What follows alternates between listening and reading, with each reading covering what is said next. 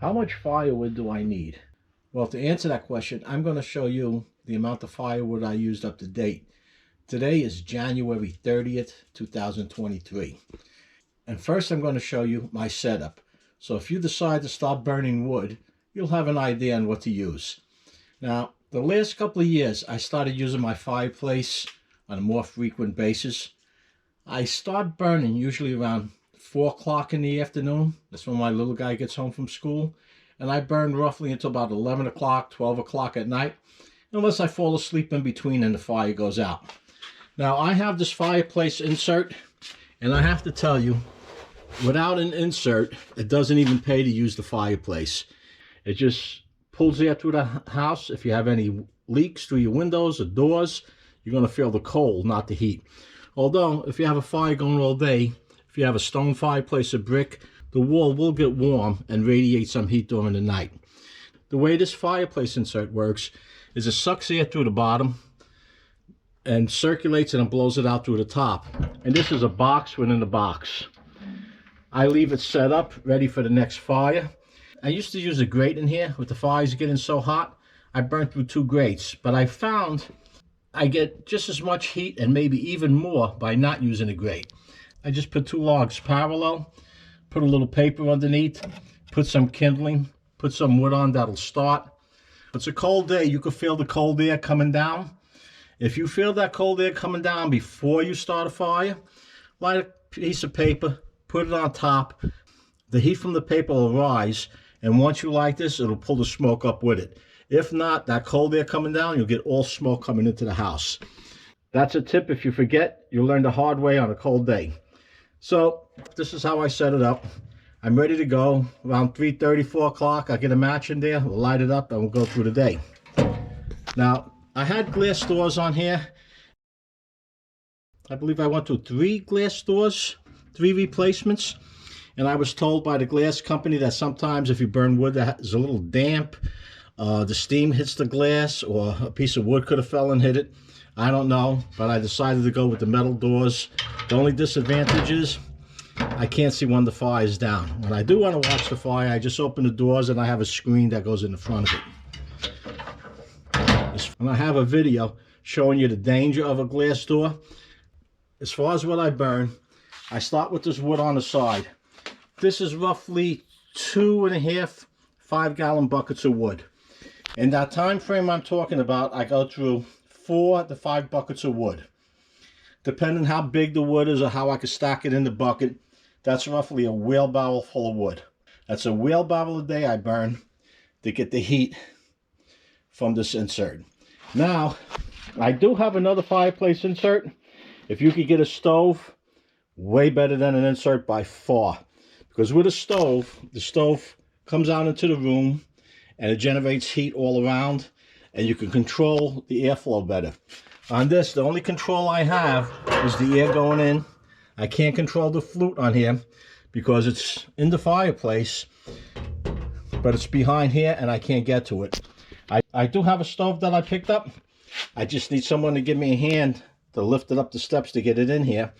And it's an insert where the back of the stove, where the back of the insert goes into the fireplace, smoke goes up, but the front of it sticks out like a stove. So it would be radiating heat in the room from the metal on the stove, and it has a control for the flute.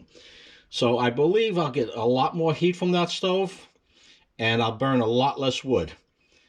And the reason I'm telling you this is that if you have a fireplace and you're looking to use it for heat, I'm pointing out the differences on the heat you'll get and the amount of wood you'll use for the different stoves that you put in. And also, once I get the stove out, I have this wood panel over here. I believe it's far enough from what I see on measurements when you install the stoves, but I will be moving this back a little bit more just for safety, because if I have the stove, I'll probably have it burning all night long. And then I have my bucket of kindling, where any branches that are dry, I'll gather through the yard, put them in there.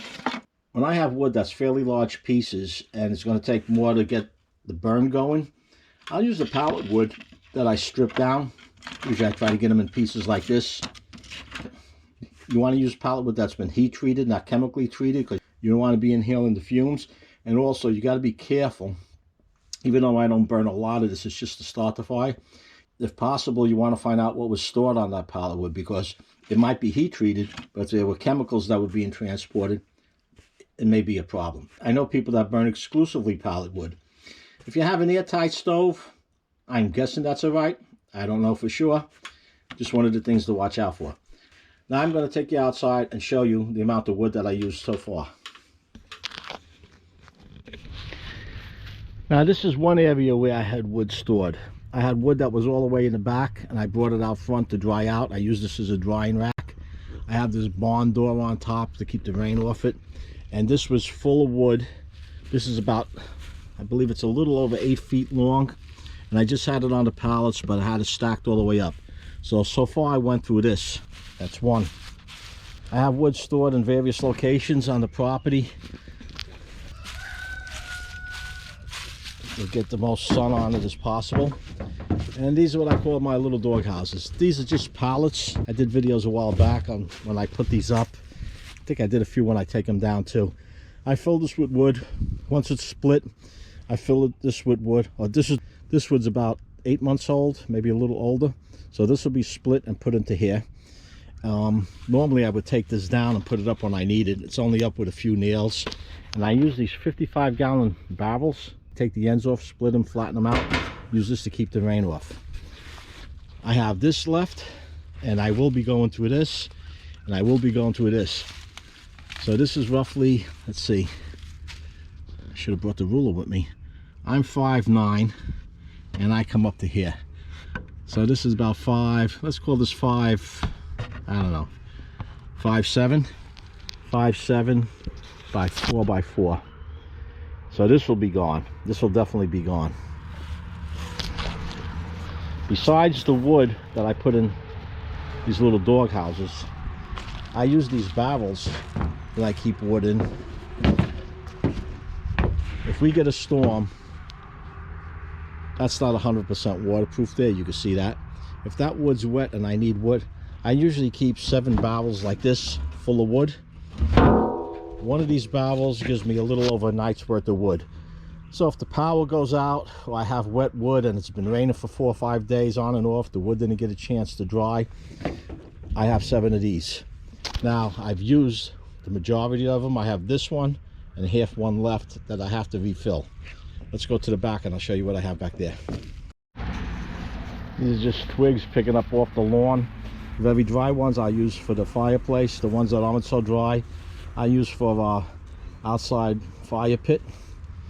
Come on, man. Now I planted these trees a few years back, and not being that experienced with trees, I planted a little too close to the house. So some of those branches are going to have to come down, if not the whole tree. And I might have to take the trees down, because I have my waistline coming from the house. It goes down the yard to where that tree is there. On the other side of that big pine tree is the leach field. The septic tank is over here somewhere. And I've noticed these roots are coming right across. So I'm gonna have to get somebody in here, take a look at that, tell me whether these trees have to come down or not. Hate to take them down. I planted these trees from, you know, we used to call them helicopters when we were kids. They come twirling down. That's what those trees grew from. So if they have to come down, I won't have my trees, but I have plenty of firewood. Let's go to the back.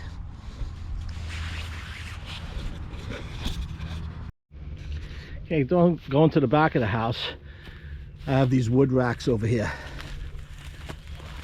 I forget now how many wheelbarrows of wood that holds. I just be guessing if I went out. I think it's 4. And then I have this longer one over here.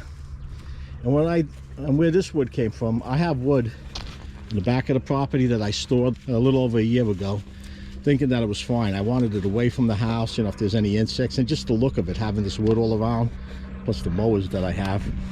But in the back, these trees provided too much shade, and I didn't have them covered, and they started getting that rot to them. So I went back there, and whatever I had to trim off with an axe, I trimmed off, and I have them out here. We had a lot of rain the last few weeks, a little bit of snow, weather was freezing, and this was 2 or 3 good days that it's been dry, and part of the day under freezing. At night I just pull the top down, and I have this plywood that I lean up against it, so when the wind blows, the rain and the snow don't blow up against the wood.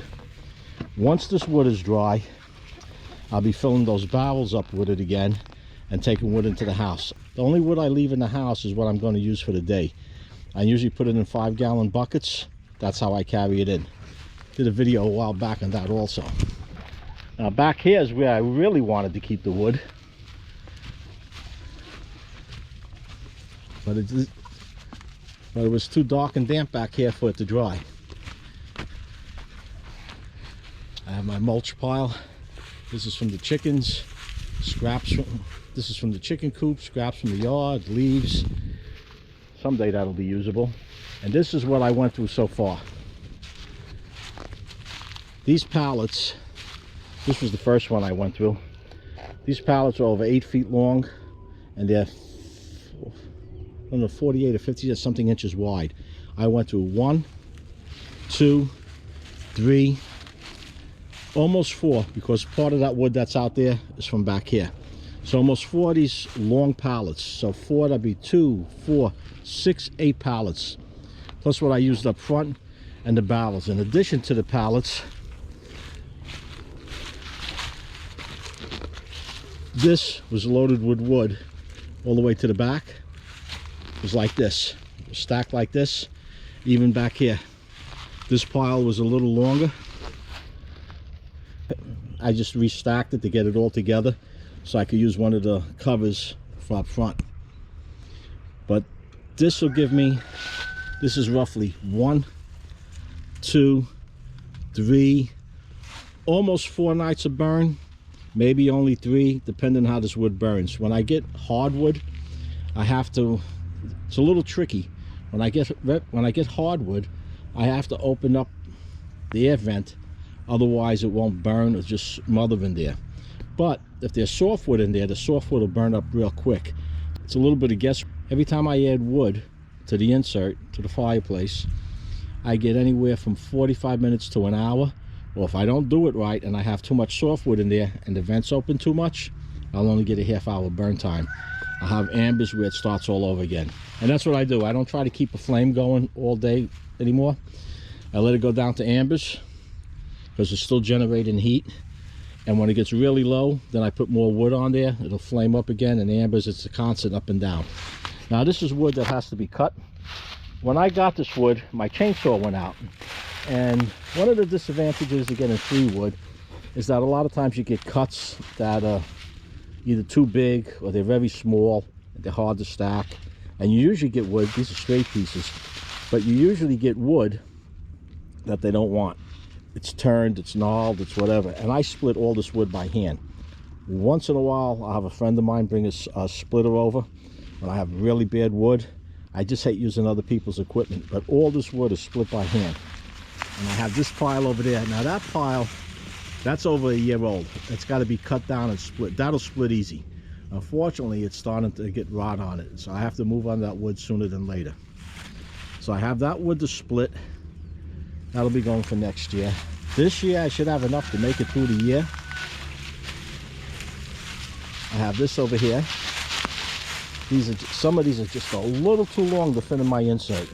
And what's bad now, when I split it, I have like these little chunks. And but I don't have to worry about I don't have to worry about stacking it because this wood will go. This wood is dry. At the worst, it'll be wet under the bark.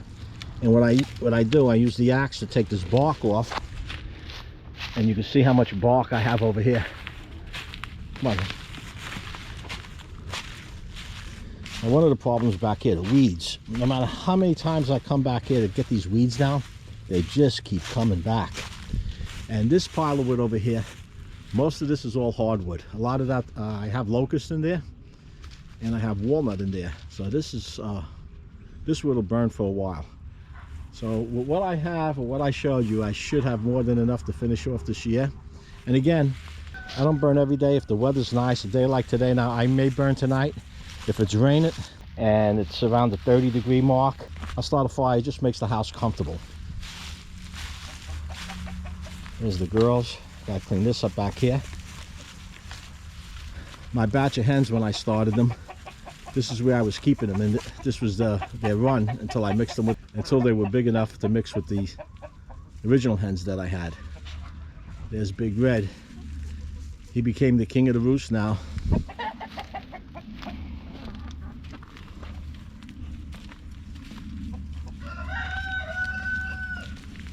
I have one more spot where I have wood. Now this wood's ready to burn.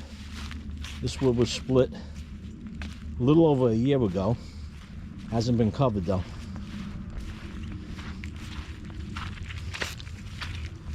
Yeah, it's all mush back here.